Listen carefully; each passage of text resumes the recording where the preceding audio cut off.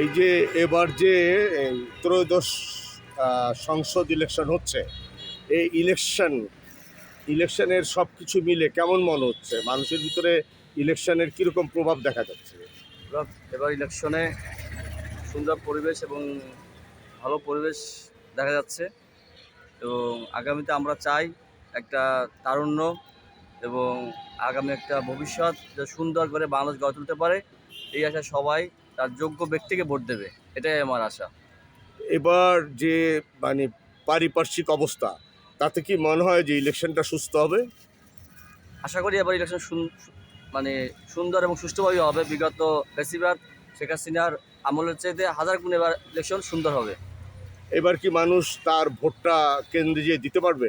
ইনশাল্লাহ এবার প্রতিটা মানুষ তার কেন্দ্রে ভোট দিতে যাইতে পারবে। সুন্দর সুষ্ঠুভাবে পরিবেশেই এবার মানুষ এবং অনেক আনন্দ নিয়ে ভোট দিতে যাবে। তা আপনি তো এবার প্রথম ভোট দিতে যাবেন, তো আপনি ভোট দিবেন কি দেখে? আমি ভোট দেব যোগ্য ব্যক্তি দেখে, তাকেই ভোট দেব। মানে মার্কাকে না?